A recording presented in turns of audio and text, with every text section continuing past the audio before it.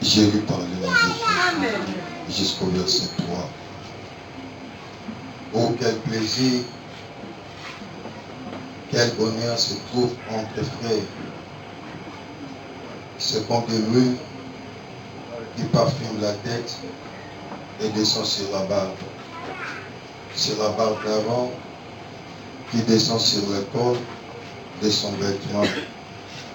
C'est comme la rosée de l'Hermon qui descend sur les montants de Sion. Là, le Seigneur a décidé de bénir. C'est la vie pour toujours. Amen. Amen. C'est la parole du Seigneur. Amen. Je vous en prie. Amen, amen. Amen. Bien-aimé, tu vas en apprendre. Amen. Les amalams, je peux simplement appeler la boîte merci, ma vie. C'est vraiment un bon signe. C'est vraiment un bon signe. Alléluia. Amen. C'est la pauvre que nous a unis. C'est la pauvre que on est ensemble. Amen, amen. Amen. C'est ça même, thème de l'histoire de tout le monde. Alléluia.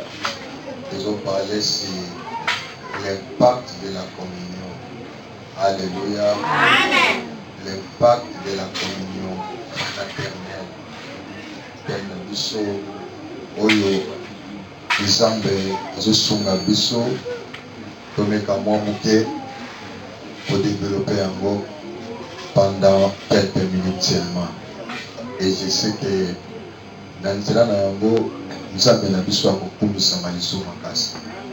L'impact bien-aimé ezaka juste koloba a résultat oyo elandamaka sima na bomoko kati na bandeko. Ebi mingi na vie to ignoraka moins et que il y a une grande bénédiction pour évangile dans la communauté. Amen, amen. Amen. Parfois, on se retrouve dans la communauté, mais nous ne bénéficions pas de la grâce où nous avons dans la communauté. C'est la raison pour laquelle, au moins, on va tout sur la vie, dans la sécurité, on a mis dans mon corps. On a ce qu'on va décider, on a battu pour un problème qui est belé. Et ce qu'on pour approcher de Rwanda, au moins, quelque part, il n'a pas totalement le tort.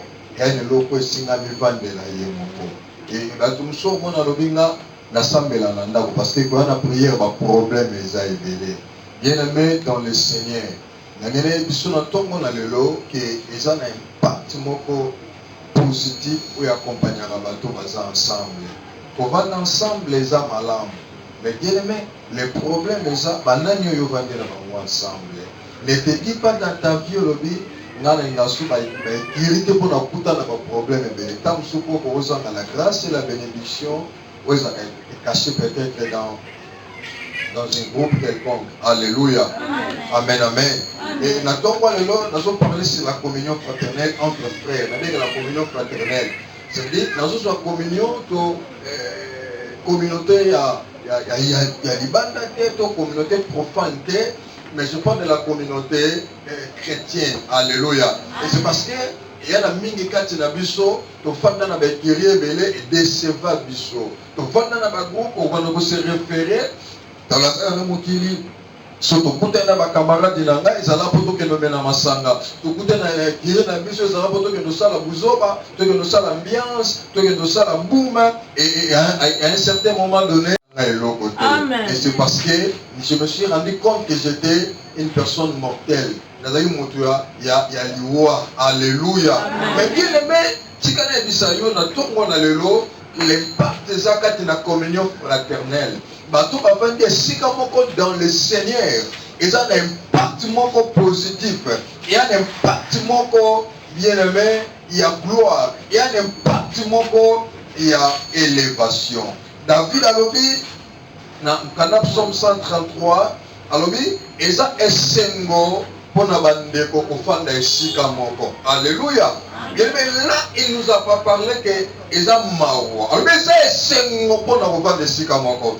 Adfata mususu ombaya kofanda na bekiri ko kutana mabe menengina ebiso na tongo lelo kofanda esika moko na bandeko kati na Yesu ezaka esengo. Esika bana na nzambe bafandi esika moko tikane biso mawelanda makate. Esekela na makate. Mais il y a toujours la joie et la gloire. Amen. Pourquoi? Parce que nous avons dit à côté, je peux me trouver à côté, mais nous avons dit à côté. Nous avons dit et c'est quand tu as bandé qu'on va faire ces camons. Bien aimé dans le Seigneur, ce qu'on comprend vraiment ou makamboyo, on comprend l'importance de l'Église. Et tu vas te dire dans ta vie à toi. Pourquoi même les dimanches, il y a certaines personnes, même pendant la semaine, on a une présence ensemble, mais les dimanches aussi, bien aimé, ça se peut, c'est mieux, qu'il y a une occupation dans Yemoko. Et il y a des choses où nous avons dans la vie. Si vous avez besoin de tout le monde, nous avons besoin de rater quoi pour qu'on ait nyonso. Nous avons besoin de faire des commissions et ma banque est commissaire. Nous avons besoin de faire des exactement quoi ça n'a pas tout. Nous avons besoin de commissaire parce qu'il y a dit que nous commissaire na lisanga sika gloire et mon anaka. Yesu alobi là où deux ou trois sont nous sous mon nom je suis au milieu de. Poni aloba ye mutu moko te. Mais alobi na sa esika o mibale. Tomisa basangani na kombo na ngai. Bien aimé, c'est ça qu'on appelle la communion fraternelle. C'est-à-dire to sangani pona kombo ya mutu moko songolo te mais to sangani pona kombo na Yesu Masiya.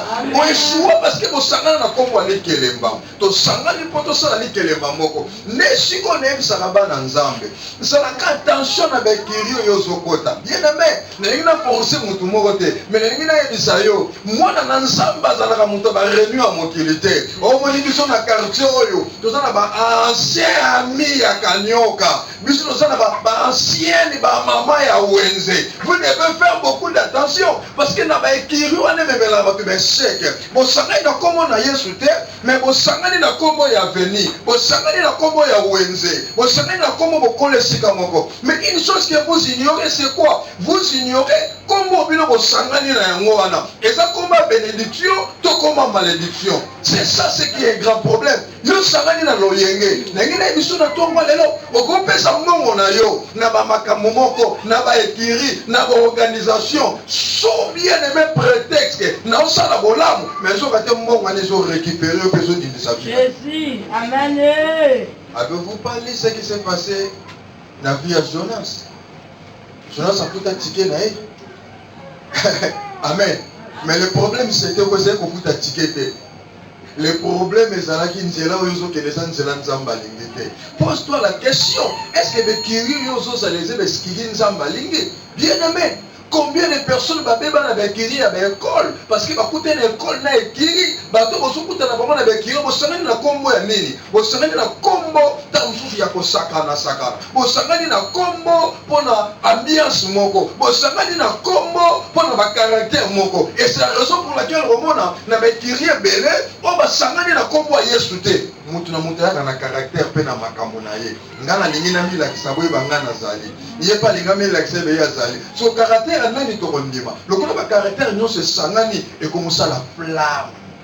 Alléluia. C'est ça ce que la Bible dans l'Apocalypse c'est l'Armageddon. L'Armageddon. C'est un combat qui va se passer dans les derniers temps. Combat Armageddon et que se passer en Israël. L'Armageddon c'est L'Armageddon c'est le résultat à conseil écuménisme. Est-ce qu'il y a un tout Amen. L'Armageddon c'est le résultat à conseil écuménique. Conseil écuménique est le bani.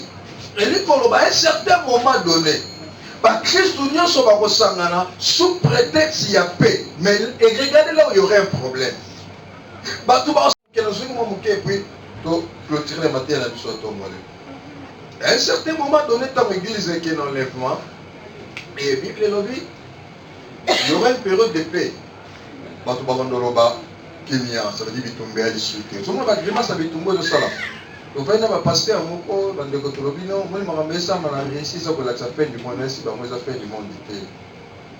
Fin du monde, il y a récité. Fin du monde, avant un salama, il faut d'abord Antéchrist à Mimon-Isama. Or, Antéchrist, il faut bien en Angleterre. Alors, vous allez seconder na bête en Italie, précisément dans Rome, précisément c'est une église catholique. C'est comme la précision de l'Église limité. Et ça passe pour Poutine comme antichrist. Poutine n'est pas antichrist. D'ailleurs, la Bible dans les derniers jours, il y a eu beaucoup d'antichrists. Donc, lui n'est pas un antichrist proprement dit, pour sur ce chemin, il attend de la paix. Amen. Donc, on peut savoir la matière sur l'apostasie et sur l'enlèvement de la Makambo. Mais les gens ont dit, donc, qui m'y est potent?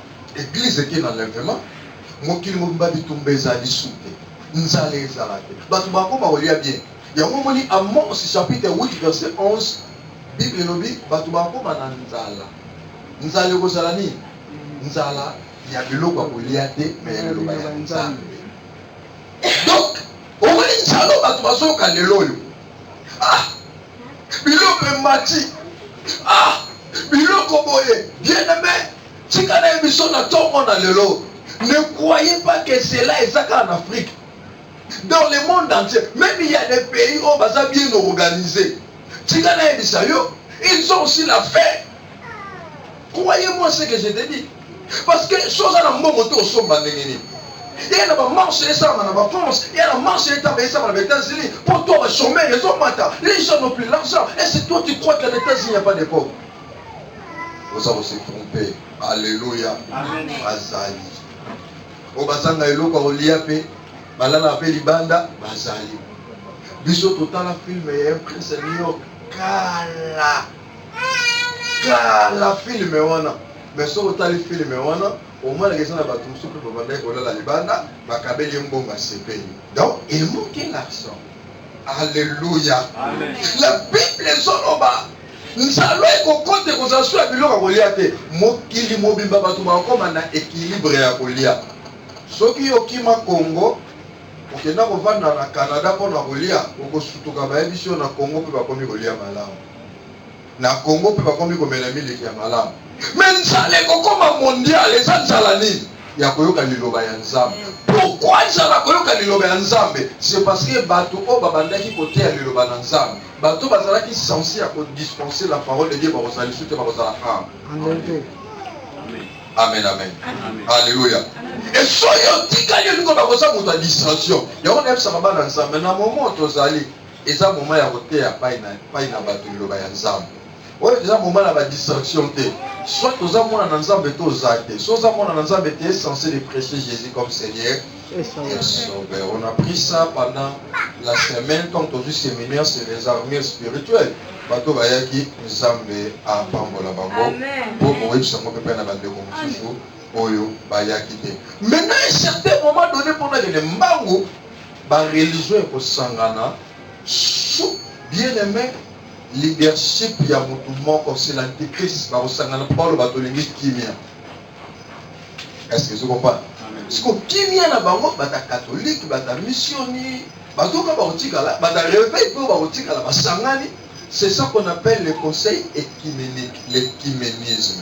Écuménisme wana ndo ba kosangana wana ba monde batu attaque na bango kozana Israël parce que c'est là où il faut commencer à mettre la paix. Mais promesse ya paix pesama pona ba Yuda. Donc OK, de coup na Israël on peut ça kimia. Bon ça sous leadership ya Christ. À un certain moment donné, en réalité ba kuta na mokuna nde ba sangana po ba bundisa Israël avec on l'Armageddon. Bitumba na ngomba ni Sion c'est l'Israël. Alléluia. Amen. Alléluia. Amen. Mais à l'heure où on a solo belayo, ces histoires-là n'est pas encore arrivées. Mais il y a le col à moi dans ça. Il faut que tu sois dans une communauté. Non, on va dans la communauté de sauter, mais je parle de la communauté chrétienne. Je parle de la communauté où on a comme moi Yesu. Et ma commune ensemble lobby, et ça c'est qu'on a bandé. Lobby et ça le col à ma fouta et qui t'a na mutu. On n'a pas cité le nom de la tête parce que la tête c'est Jésus. Amen. Et qui est mandefu, va définir un mandefu ya Aaron, qui est le sacrificateur, et qui est lamba et Pantali dans nous autres mouvements. Et lui, pendant que Moussa et Nzamba zoteya, il prend la parole, c'est ça l'huile. L'huile tombe bien aimé dans ses barbes, à transmettre à mon église ensemble. Pendant que nous sommes tentés de partager la bénédiction entre nous tous. Et la Bible nous dit sur c'est de là que Dieu bénit et il donne la vie. Dans quatre églises ensemble, il n'y a pas la mort. Dans l'église de Dieu, il y a la vie. C'est parce que même Jean a prophétisé. Alors, écoutez à l'Iwa, et ça n'est pas alors, j'ai mis une porte ouverte. Et la porte de la mort, le séjour de la mort ne prévoit rien contre elle. Alléluia. Alléluia. Bien aimé, la communauté doit avoir un impact. Une église soit dans sa commun, une église soit dans sa unie. Il faut que les gens voient l'impact. Il faut avoir un résultat à gloire. Avoir un résultat à la communauté. Il faut qu'il y ait une différence entre la communauté païenne et la communauté des enfants de Dieu. Amen. Bon, bien aimé. Il y aura une différence entre ceux qui servent Dieu et ceux qui ne le servent pas. Nakatamalachi, comme un minimum. To sangani po na osale la motote. Mais to sangani po na osale la nzambe. Et Nicolas Baké, yo nanga lokola bana na nzambe. Tu as un pouvoir à refléter biloko ya kobenga ba pagano ba ya na présence en nzambe. Tu as un pouvoir à redonner aimant. Mais ce qui est grave, aimant va zobenga ngoba aimant musu ezobenga. Yo ba kombeno na mokilité, yo ne kombeno na mokilé ya na présence en nzambe. Amen. Est-ce que c'est comprendre? Amen. Nous pouvons jamais bien aimé courir derrière le monde. C'est le monde maintenant qui courir vers nous. Pourquoi? Parce que nous sommes une communauté. Le problème c'est quoi? Le problème est parce que tu définis ça comme mal l'impact de la communauté. Acte des apôtres chapitre 2. Premier impact de la communauté sur la Sangani au nom de Jésus. Amen. Acte des apôtres. Là, donc les potos sur ça. Prédication, acte des apôtres chapitre 2. Au Vandami Yohana. Acte chapitre 2, dans une version dans la Bible. Quand le jour de la Pentecôte arriva, ils se trouvaient réunis tous ensemble. Tout d'un coup, il y a eu un bruit qui venait du ciel comme le souffle d'un violent ou de vent. La maison où ils se tenaient en fut toute remplie. Alors, ils apparurent comme des langues de feu qui se partageaient. Ils s'en posant sur chacun et ils furent tous remplis du Saint-Esprit et se mirent à parler d'autres langues comme l'Esprit leur donnait de l'exprimer. Écrivez cela, ceux qui écrivent, un parti à la communauté chrétienne pour que la bénédiction soit manifestée parce que c'est l'église. La bénédiction est en bon côté. La bénédiction est en bon côté. Amen, amen. La bénédiction est en bon côté. La bénédiction c'est la parole prononcée. Là, il y a un secret qui est ozoka ba secret ya bato mususu ozomona ina bambongo lelo benzo bate bakendaka ba Chine po basalaka ba kuzoba ozoka ba secret ça se véhicule dans les réseaux sociaux. Amen. Est-ce que vous ne lisez pas ça? Donc nous sommes ensemble de maramba kuke mona na kwasa on comprend na moté so bande ko na biso abasi vous ne comprenez pas qu'il y a beaucoup de sœurs en Afrique parce que c'est livré qui vont tout travailler qui vont montrer pour ça comme malédiction parce que elle croit que la bénédiction c'est de l'argent. Bien aimé, Matthieu même nous dans l'église, nous devons le Messie Yesu et mon anabala qui s'y bat. Et c'est Yesu et mon anabala na bebito kate. Et c'est Yesu et mon anabala parole et la crainte de la parole. Au lieu où on l'accès batu, c'est Yesu et banaka. Au lieu que c'est la batu, bah moi c'est nous même be connecté ko anosa na koma magie. Anosa na koma ya bademo.